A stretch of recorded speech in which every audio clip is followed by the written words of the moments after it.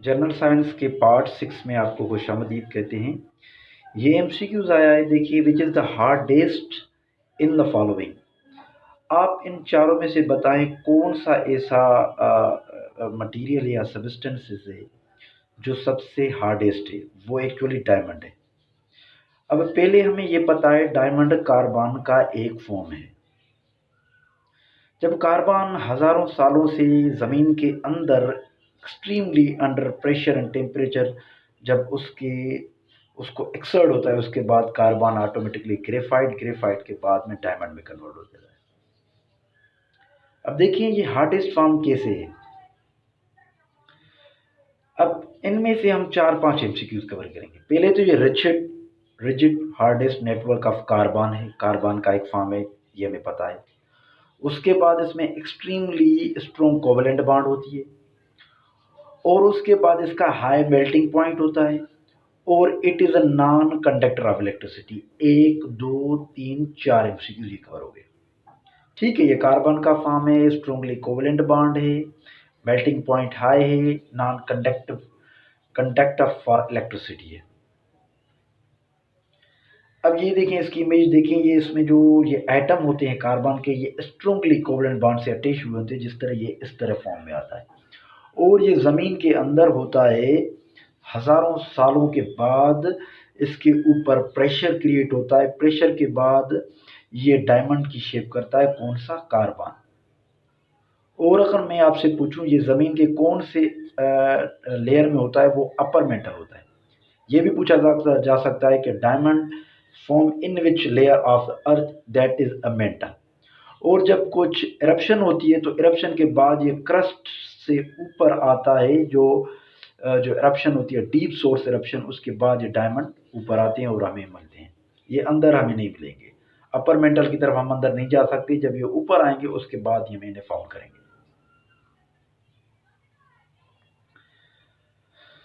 अब ये देखें, जो ब्लड प्रेशर होता है वो एक्चुअली जो नॉर्मल ब्लड प्रेशर होता है किसी भी मेन का, वो होता है 120/80। मतलब दो प्रेशर होते हैं, एक 120 होता है जो सिस्टोलिक प्रेशर कराता है, एक डायस्टोलिक प्रेशर कराता है, ये ऊपर वाला ये नीचे वाला। 80 mmG मिलीमीटर मर्क्यूरी ये प्रेशर का यूनिट है, जिसे हम प्रेशर को मेजर करते हैं। स्मॉलेस्ट यूनिट है प्रेशर।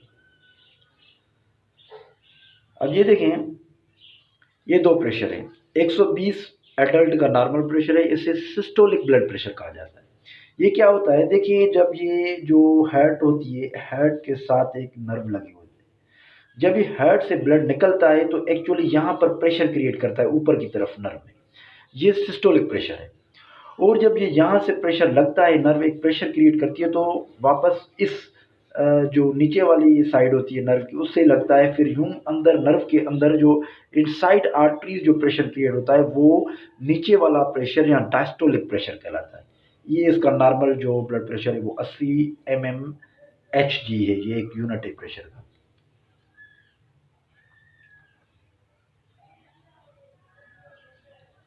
और ये देखें, the water is heated from 0 to 100 और 0 to 10।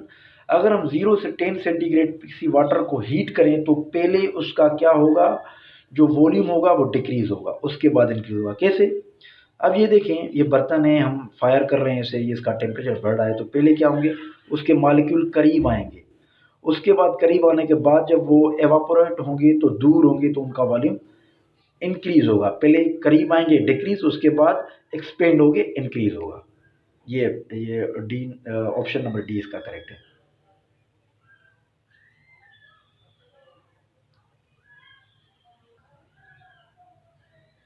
अब देखिए, study of bones under which branch of science. अब जो हमारे बोन्स हैं जिस्म में, उसकी अगर स्टडी करनी हो तो उस ब्रांच की साइंस को हम ओस्टियोलॉजी कहते हैं।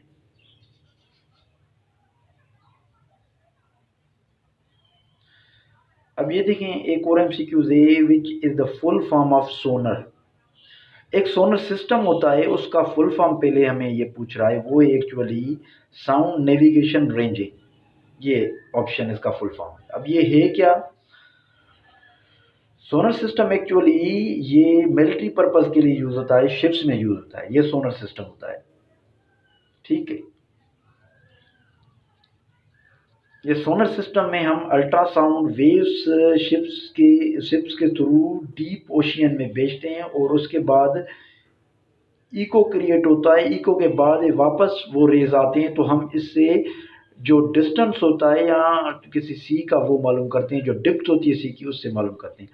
अब इनमें से कि ये पता चला कि सोलर सिस्टम सी में इस्तेमाल होता है, ओशियन की डेप्थ मालूम करने के लिए इस्तेमाल होता है, ये इसमें इको इस्तेमाल होता है, इसमें ट्रांसमीटर इस्तेमाल होता है। ये ट्रांसमीटर के थ्रू सिग्नल भेजे जाते हैं और इको की सूरत में बाहर आते हैं, तो इससे हमें उस ओशियन की डेप्थ का मालूम होता है। यही सोलर सिस्टम है, और ये सोलर सिस्टम की मैंने आपको फुल फॉर्म बता दी है।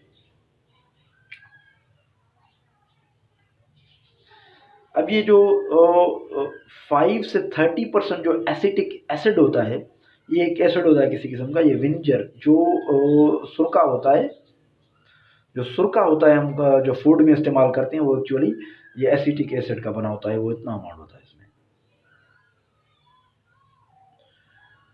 और ये देखें नेको, नेको एक ऑर्गेनाइजेशन है, जैसे यूएनओ है, जैसे आईएमएफ है, वर्ल्ड बैंक है, जैसे सारी ऑर्गेनाइजेशन है, या सार्क है, या एससीओ है। नेको भी एक किस्म की ऑर्गेनाइजेशन है जिसका काम है एड्स से डील करना।